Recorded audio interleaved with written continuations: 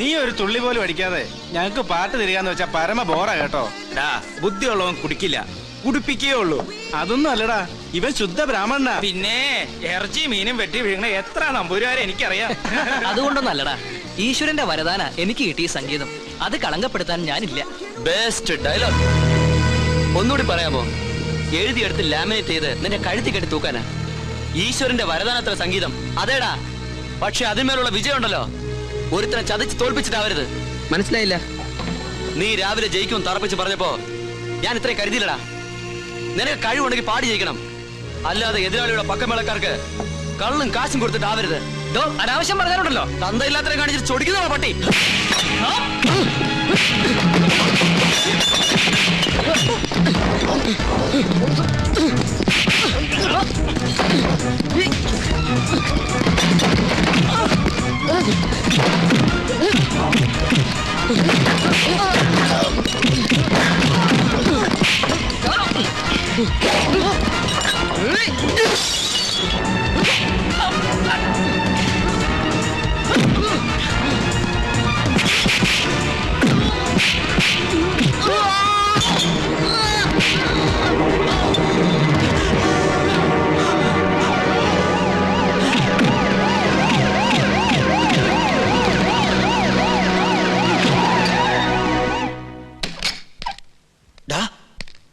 നിന്റെ പ്രശ്നത്തിൽ ഇടപെട്ട് ആന്റണി ഉണ്ണികൃഷ്ണനുമായിട്ട് ഉടക്കി. അവൻ ആന്റണിയെ കുത്തിയടാ. എന്നിട്ട് അവന് ഹോസ്പിറ്റലിലേക്ക് കൊണ്ടുപോയിട്ടുണ്ട്.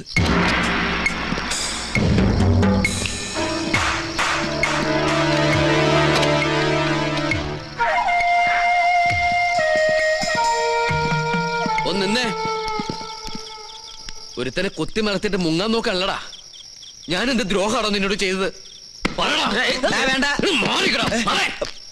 ഒരു മത്സരത്തിൽ ജയിക്കാനായിരുന്നോടാ നീ ഇതൊക്കെ കാണിച്ച്? എന്നോടൊരു വാക്ക് പറഞ്ഞിരുന്നെങ്കിൽ ഞാൻ ഇതിന് പിന്മാറി തരുമായിരുന്നില്ലേ? ഈ നേട്ടൊന്നും ശാശ്വതമല്ലടാ, ശാശ്വതമല്ല. സുലൈമാനെ, നീയെങ്കിലും എന്നെ വിശ്വസിക്ക്. ഞാൻ മനസ്സിൽ പോലും ചിന്തിക്കാത്ത കാര്യം നീ തെറ്റിദ്ധരിച്ചിരിക്കണേ. നീ ഒരു പുല്ലും പറയണ്ടടാ ബാസ്റ്റർഡ്. സംസാരിച്ചിട്ട് കാര്യമില്ല. ആന്റണിക്ക് എന്തെങ്കിലും പറ്റിയാ?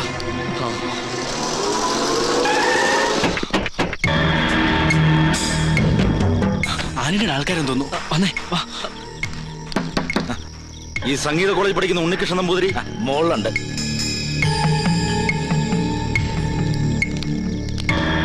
അതെ, ഈ ഉണ്ണികൃഷ്ണൻ നമ്പൂതിരിയുടെ റൂം ഏതാ? 219. നേരെ പോയാ മതി.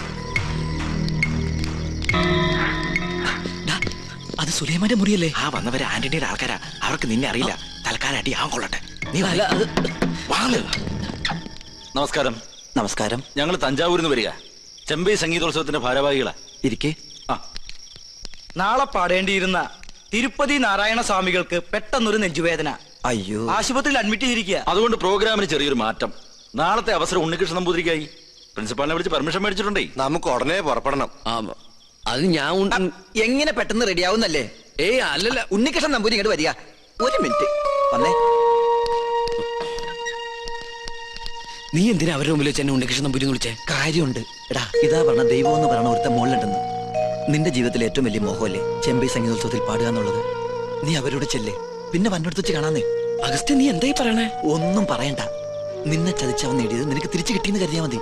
അത് ശരിയല്ല. വേണ്ട വേണ്ട.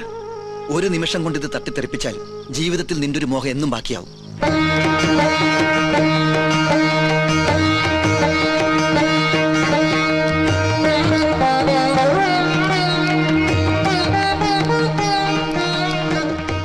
അതെ, ഞാൻ പോണോ? വണ്ടിയിൽ ഭാരവാഹികൾ ഇരിക്കണം.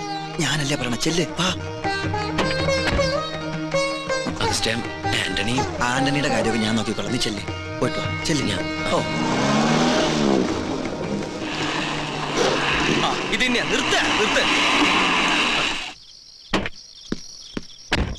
ഉണ്ണികൃഷ്ണൻ നമ്പൂരി ഒന്ന് കാണണല്ലോ. എന്തിനാ? ഒരു ഗുണമുള്ള കാര്യത്തിനാ. ഗുണമുള്ള കാര്യത്തിനാണെങ്കിൽ പറയാം. ചെമ്പൈ സംഗീതോത്സവത്തിന് പാടാൻ തഞ്ചാവൂർക്ക് പോയി. അയ്യോ, പോവും. ഗവിളി ചലിച്ചപ്പോഴേ എനിക്കറിയാം ആളെ കിട്ടാൻ ബുദ്ധിമുട്ടാണ്. ആട്ടെ, എപ്പോഴാ മടക്കം? അത് പറയാൻ പറ്റില്ല. എന്താ പറയാൻ പറ്റാത്തെ? അത് അടിപൊളിയായിട്ട് അവിടെ പാടിക്കഴിഞ്ഞാൽ ഊട്ടി, കൊടൈക്കനാൽ, ബോംബെ, മൈസൂർ, ബാംഗ്ലൂർ, ചൈന, അങ്ങനെ പല സ്ഥലങ്ങളിലും പോയിരിക്കും. പിന്നെ അത്രയ്ക്ക് അത്യാവശ്യം നേരെ തഞ്ചാവൂർക്ക് കിട്ടോ. അവിടെ ഏകാംബര സ്വാമി ക്ഷേത്ര മണ്ഡപത്തിലാണ് കച്ചേരി. മാത്താണ്ടം വണ്ടി തഞ്ചാവൂർക്ക് പോട്ടെ. എന്ത് പേരെന്നാ പറഞ്ഞേ? വണ്ടി പോയി. വണ്ടി പോയി പേര്. വണ്ടി പോയി.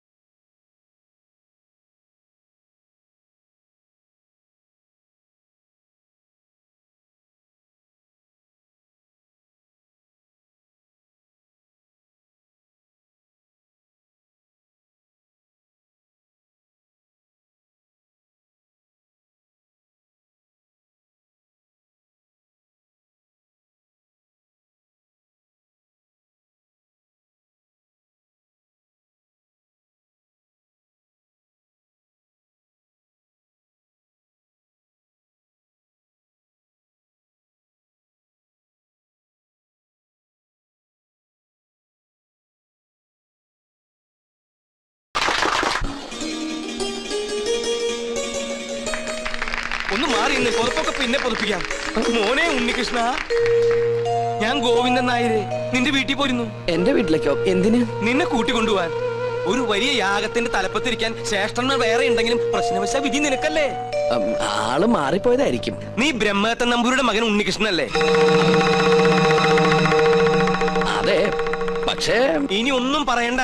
ബാക്കിയൊക്കെ തിരുമനസിന്റെ അടുത്ത് ബോധിപ്പിച്ചാൽ മതി. മാർത്താണ്ട പല്ലിയിലക്കുന്നതിന് മുമ്പ് ഇതത്തെ പിടിച്ച് വണ്ടി കെട്ട്. എന്നെ വിട്. എന്നെ അങ്ങോട്ട് കൊണ്ടുപോകുന്നേ. ഉദയപുരം കൊട്ടാരത്തിലേക്ക്.